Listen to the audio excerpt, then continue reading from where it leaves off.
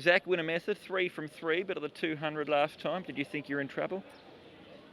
At the 200, I started to get a little bit more comfortable. At the 400, I thought I was in trouble.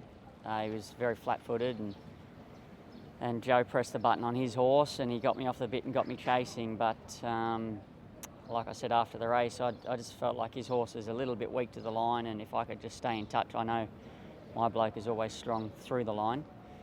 And, the further we went, the more confident I got. So he's had a bit of time since that run. Will that be to his advantage, do you think? I think so, because he had the edge off him a little bit last time, so Danny's freshened him back up, and he seems to be bouncing around quite nicely at the track in the morning, so I think he's ready to go again. Were you happy with his recent trial for you? Yeah, I was. He went well, and he's pulled up good since. Sticking to 1,000 metres here, but in time, do you think you'll be better potentially over a fraction further? Yeah, I think he can run longer. The problem with him was his manners. He was quite strong and in all his early trials, so we started off at 1,000 with the thought of going up in distance, but so we haven't got there yet. 3 from 3, that's no mean feat here in Hong Kong. How much more is there to come from this horse? I don't think he's reached his ceiling yet. He seems to be handling his work and he's racing well, and he's obviously got some ability. We'll get him around a corner and give him time. He'll have the benefit of the off season as well, and we know that a lot of these young horses in Hong Kong do tend to mature and strengthen up with a little bit of a break, and hopefully he can come back next season a better horse. A unique part of this race is that it's down the straight here on the turf, but at night time, the records say you won on Divine 10, one of the last turf meetings we had under lights. Is it a bit different? There you go. I didn't know I'd ridden under lights here at Sha Tin, but you're a man on a mission there. You've delved to the bottom of the barrel and got one up on me. I've too much time on my hands, Zach. Exactly. It is a little bit different just because of the different lighting. There can be shadows on the track.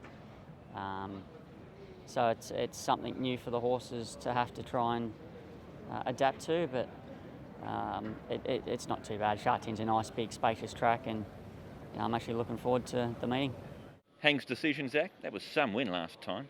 It was. He probably wasn't entitled to win from where he was, especially the way the race was run. Probably doesn't have to get that far back from a better gate as well. So with the extra weight on his back, if he can be in a better position, then that's going to help us.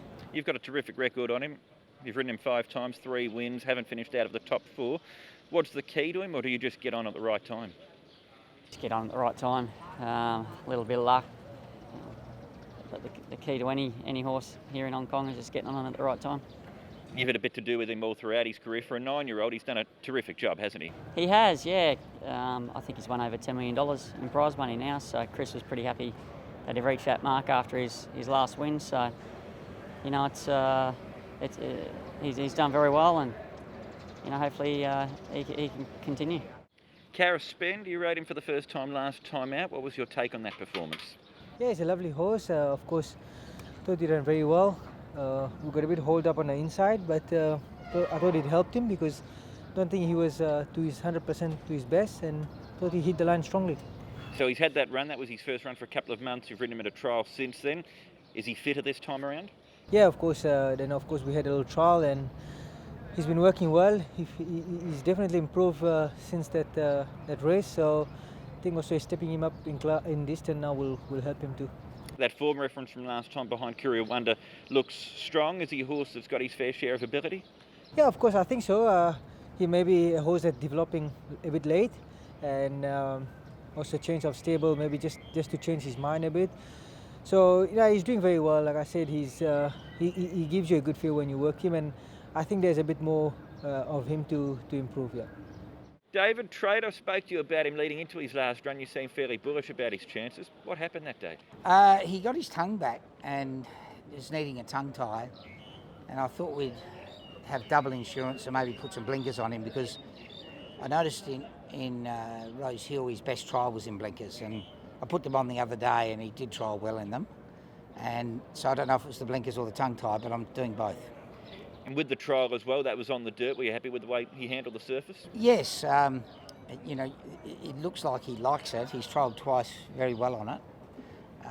You never know till you race them, and sometimes the morning dirt's different than the evening, but I'd like to bet that he will handle it.